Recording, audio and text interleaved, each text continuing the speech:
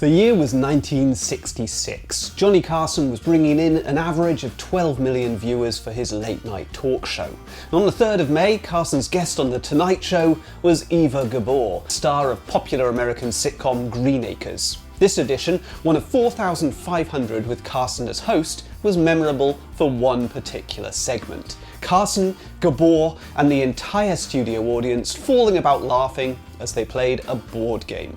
The game was Twister, and the image of the beautiful Gabor in full evening attire contorting herself around the popular TV host caught the attention of the millions watching. Even at the peak of the swinging 60s, conservative values from earlier decades lingered. Glamorous television stars didn't usually cavort with each other on mainstream TV. It just wasn't the done thing. But far from complaining, the viewers flocked to toy stores to buy their own copies of the game. The day after the show aired, New York's FAO Schwartz reported a deluge of customers at their famous store. Other TV shows ran similar promotional spots, and publisher Milton Bradley started running newspaper ads for the sensational new party game seen by millions on TV. Twister's critics labelled the game disparagingly as sex in a box, an unofficial tagline which only worked in the game's favour, as Twister became the party game of the 60s, a staple at college parties and kids' parties alike.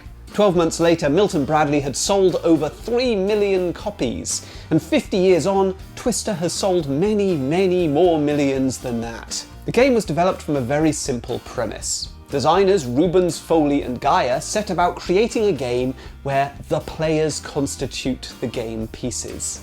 One of the best hooks in the history of the industry.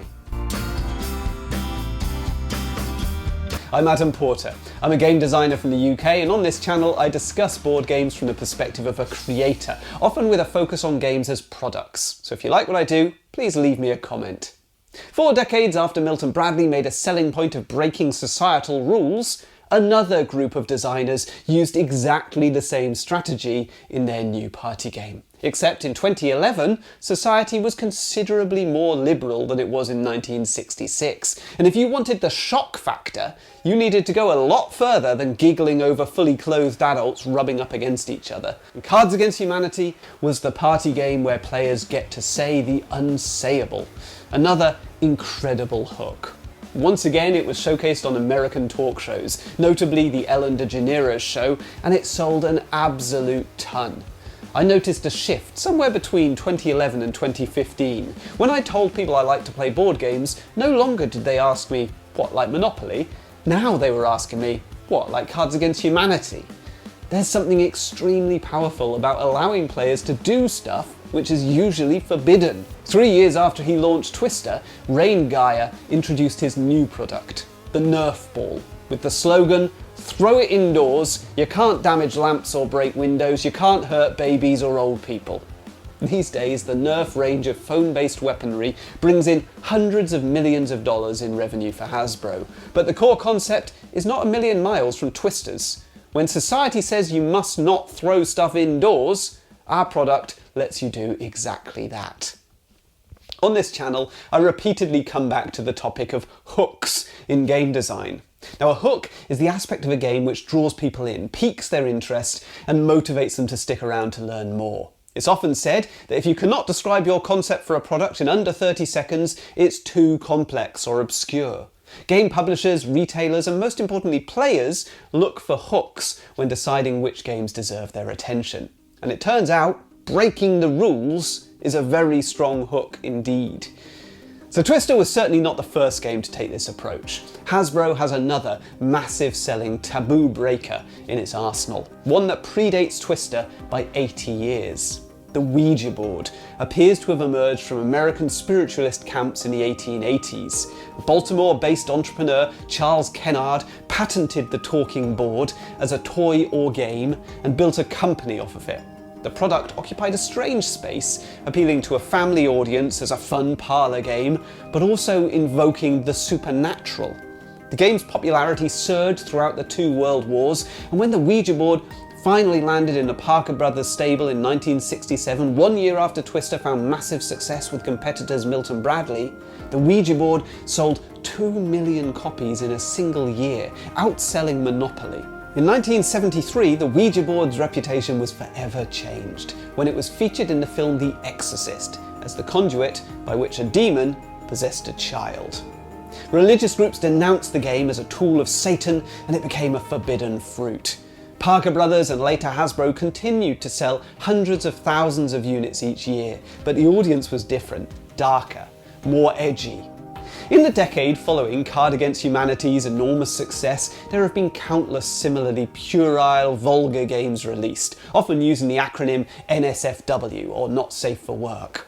These games have seen diminishing returns for their creators, presumably because once a taboo has been broken, you can't really do it again, because the taboo no longer really exists. Twister, Nerf and the Ouija board were extremely strong products because they allowed players to do forbidden things. Cards Against Humanity allows players to say forbidden things, and that's the hook. And it's the same hook for all the other games in the genre, just presented in slightly different packaging. Now I must admit, Cards Against Humanity is not to my taste at all, but I can't deny its strength as a product. It's the reason that every popular party game now has to have an After Dark edition. In the UK right now, there's a TV show taking the country by storm. A TV show where members of the public compete for a large sum of money by accusing, lying, betraying, and eliminating each other.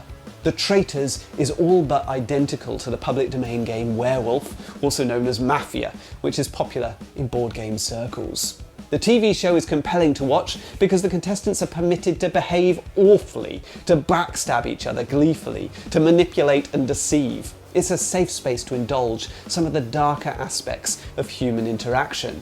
And of course, if it's compelling to watch, it's even more compelling to play. Social deduction games flooded the market a decade ago, following the success of Don Eskridge's The Resistance, a reworking of the Mafia system without the need for a non-player to act as arbiter. Similarly to the many NSFW games which followed Cards Against Humanity, few of the social deduction games which followed The Resistance achieved the same notoriety. The taboo had already been broken. A game existed which allowed you to team up and make wild accusations against your friends without falling out. And that's a great hook.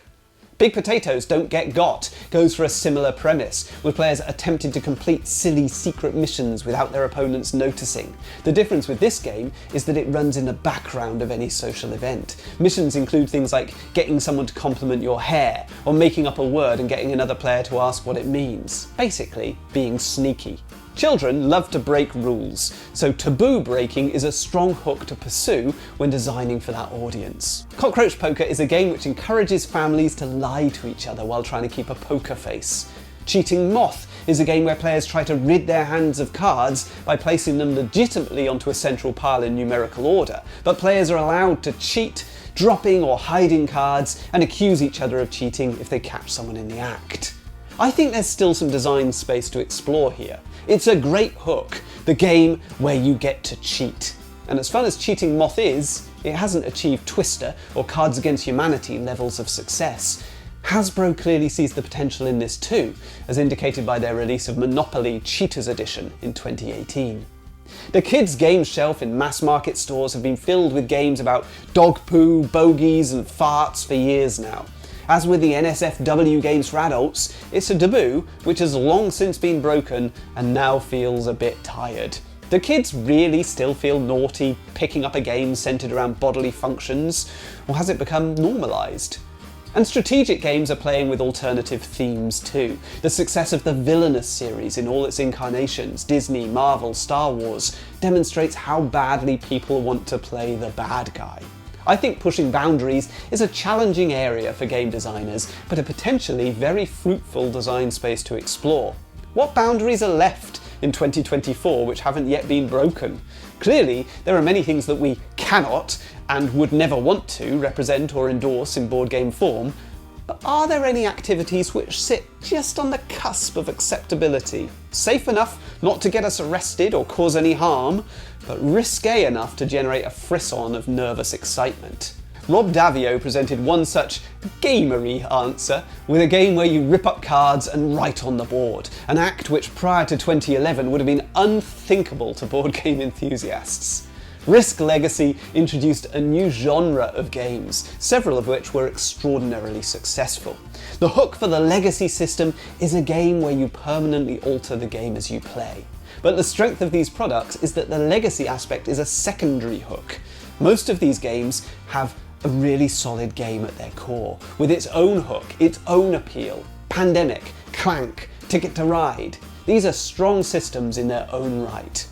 So my challenge to you, game designers watching this video, is to identify something in life which we'd like to do, but we're not really allowed. Something naughty, but not harmful. And package it, capture it in board game form. Allow your players to be bad, to be the anti-hero. There's a market for that.